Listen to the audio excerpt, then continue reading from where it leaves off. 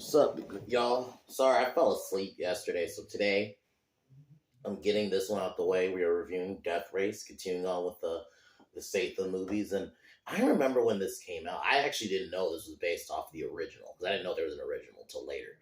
But man, this is a great movie. Yeah, it's over the top, but it's great. It's a nice, like I almost look as a nice modern telling of the Death Race story, and I almost look at it as like the unofficial Twisted Metal movie because it has like Twisted Metal vibes. The car designs are great, and it's a giant race pretty much. That's pretty much the movie. Like Jensen Ames, which is uh, Jason Statham's character, is basically wrongly convicted because they needed a new Frankenstein, so they frame him for murder, make it seem like he murdered his wife, so he gets wrongfully put in prison, but Joan Allen's character, Hennessy, I think is her name. She's the owner of this prison, basically that hosts death races, very much. To people to fight for freedom. With the real reveal later on is that now there was never any actual chance of people actually escaping. Like his car was sabotaged, Jensen's car. Like she does that deliberately so no one can escape, pretty much. And I thought she was a good, kind of decent antagonist. Granted, there were some lines she was a bit over the top, but it was still pretty fun. I love this movie. I love the cast. Great cast. You have Ian McShane's in this movie. Fucking Winston's in this movie. Tyrese Gibson. I think somebody else I know is in this movie too. But good fight scenes. Very simple. It's a decent retelling of the original movie, and I think they did a good job of making Frank look like Frankenstein from the original. So overall, I love this movie, man. So pretty much, it ends with Case and Frank breaking out because Frank works with some of the prisoners to basically escape the place, and they sent Hennessy the bomb that she was going to use to blow him up later on. Yeah, so it's an all around great film. So pretty simple, pretty much. So yeah, that's all I can really say. Great film. Later, I guess before we get into it, I did watch the Last Airbender show. I'm not done yet. I got like 2 more episodes. It's not good, and I'm gonna review it all tonight. I'm gonna give like a detailed review, but just really quick, it's not good. It feels like ChatGPT wrote the show.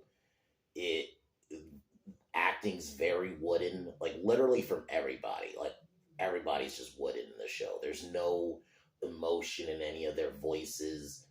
It's all just dialogue dump, exposition dumps, no actual show not tell. Like the whole point of a show is a movie too is to show not tell, but no, they just would tell you shit that you could show us, but they don't. And say it again, it feels very ChatGPT, just generic. Zuko isn't good. Like nobody's good, man. It is a bad show. It's a bit better than the movie, but that's not saying much.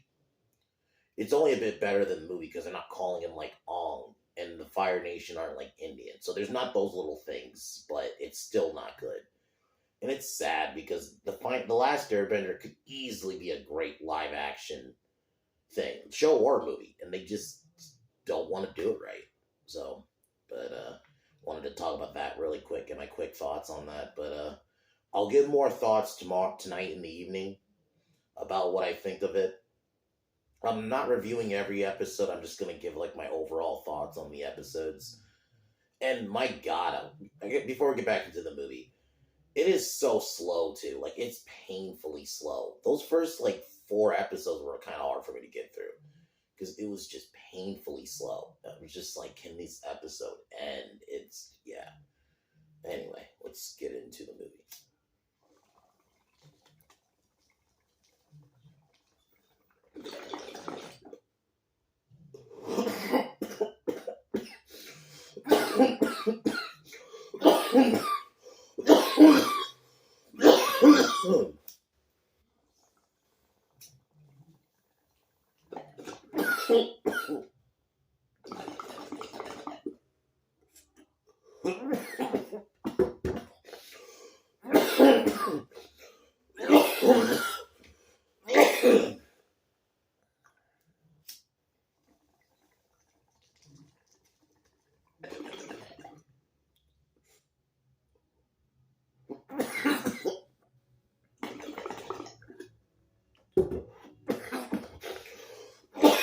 It starts.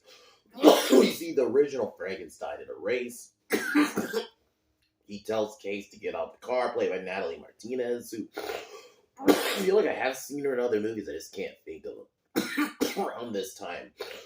So she gets out the car, or is ejected, and Frankenstein basically dies to win the race.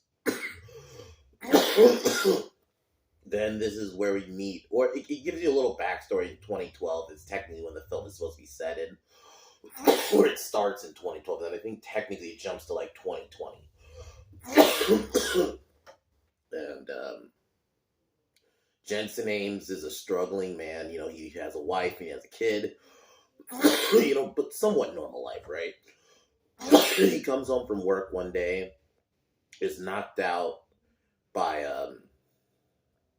I'll just spoil. I'm trying to remember the guy's name. He's a guy who's basically hired to actually kill his wife so he can get framed for it. So he ends up getting the knife put in his hand and made it seem like he's the one who looked like he killed his wife. He gets arrested, sent to the same prison. This is where, after a prison fight, because I think she watched him, because he took out a couple of guys in a lunch fight in the prison.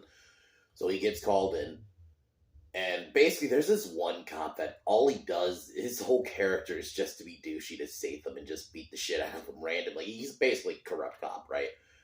So Hennessy hires him and basically tells tells Jensen, but he gets called Frank when he's in the suit, Frankenstein costume. But he tells Jensen that basically, hey, if you join these races and you win, you can have a chance of freedom. So he agrees to join, and this is where we meet Ian McShane's character. I don't remember his name, I'll be honest, so I'll just call him Winston for this movie. Meets Winston and the rest of the team, the mechanics. So I do love the design of the different cars in this movie. I really do. I wish they had a little bit more background on each of the cars, but that's fine, you know. It's a dumb action movie, but I just love that they put the detail in the cars, just the different designs and all that. And this is where we meet, I think his name is Machine Gun, or at least his gang name. I don't remember his actual character name, but Tyrese Gibson. He's one of the, I guess, kind of antagonists, too, of the film. You know, he's one of Frank's rivals that's going to be when they get on the... So we have our first race, and it was a pretty good scene, man. It was a pretty good scene, and the car, unfortunately, fucks up and sabotaged, and that Case, his partner... I love this scene when all the hot girls show up to be the partner of the guys. It's fucking great, man. Like, that's when movies just let girls be hot for no reason. It didn't matter. It didn't have to even make sense sometimes. It's just, oh, hot chick. Especially in action movies. You would just have a random hot chick in an action movie, you know, just for reasons. And Case was an actual character, though, because she is, you know, tied to the beginning. So it's not like she's just some random hot chick, but yeah. Frank ends up almost dying. Oh, okay, I'll say Jensen. I know I'm confusing. It's just because he has to play as Frankenstein, so he's called Frank a lot. So that's why. So he almost dies because the car gets sabotaged, but he manages to make it. It turns out that the car was sabotaged because Hennessy basically doesn't want him to actually win. So he ends up nearly killing the guy who killed his wife, because we get the reveal later. The guy he fought earlier with his gang, he's actually the one who killed his wife. So we get a big fight. He nearly kills him, but he ends up getting saved by the police. They end up tasing him, both of them. And we get another race scene. So it's like, there's pretty much 3 races in the movie. And they're all great, man. I just love the fucking, because the second one, nearly Case and Jensen nearly die in this one, because pretty much everyone else dies, pretty much. So that's what I love about this movie, man. So he convinces some of the other gangs. We find out pretty much that, because at this point, that's when Frank realizes he was set up.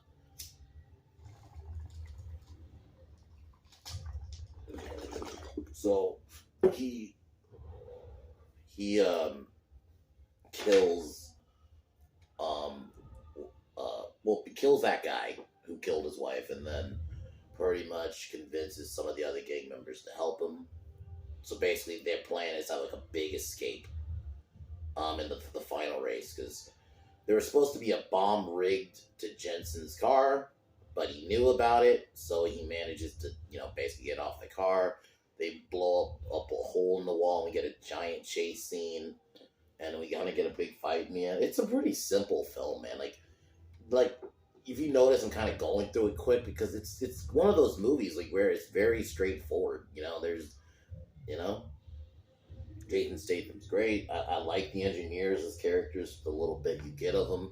Hennessy's a pretty fun villain, even though some of her line delivery can be, especially when they try to have her be like tough.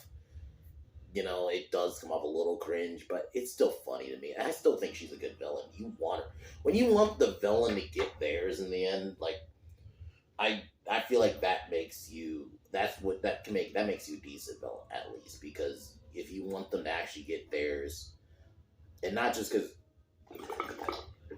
maybe you find the actor annoying and it's not necessarily because of the story. Like, no, when you actually within the story want them to get theirs, and she does towards the end. She gets blown up basically, and then Frank's reunited with his wife and Case, and lives on an island and has a mechanic basically.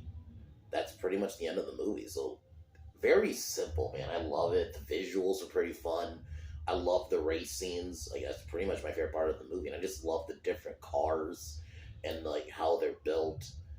And it's a decent retelling of the original. Yeah, the original is a bit more long. Like, the race is way longer. And I think it's just one race in the original instead of like three in this one. But it's fine. I think three works for this one, especially the story it was trying to tell. Jason Statham was good in it. Good score, you know.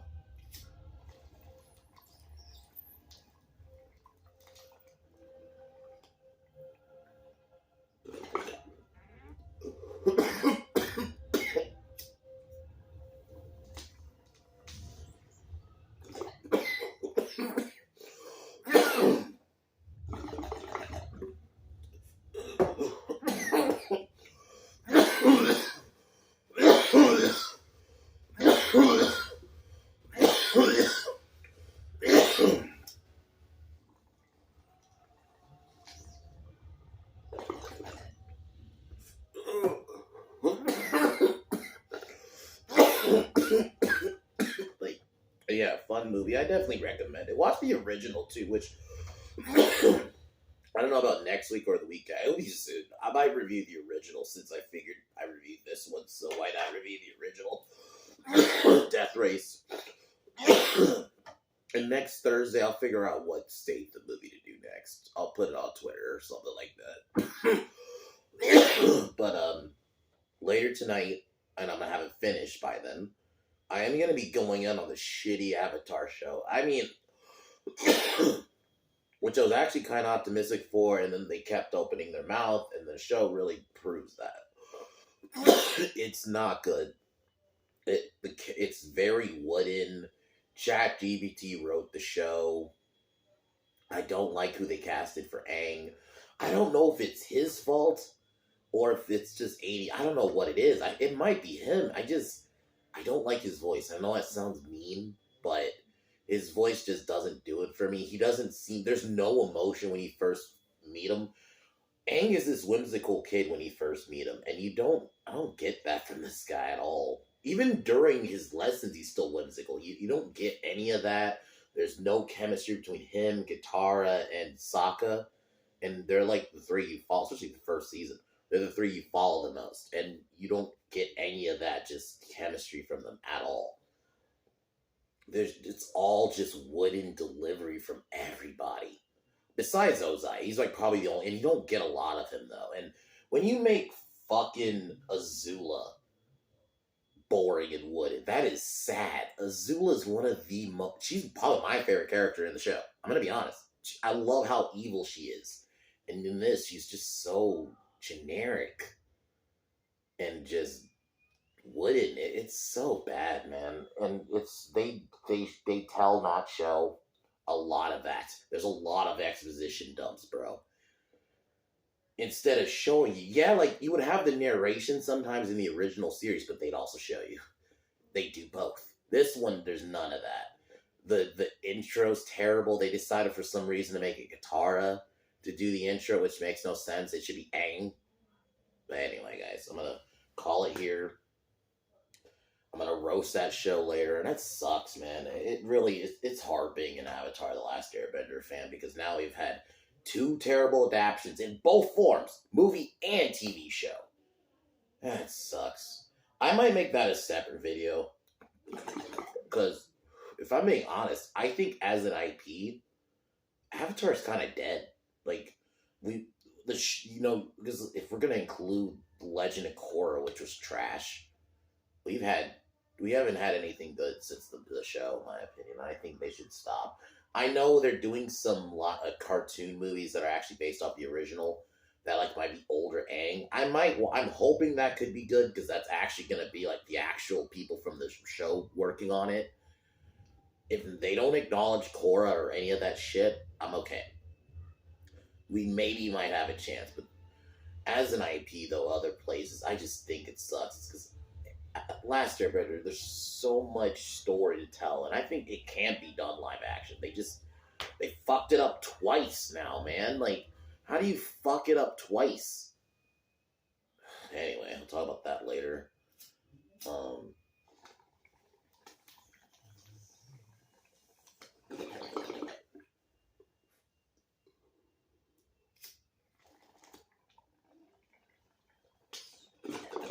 Alright, y'all. Talk to y'all later. Peace.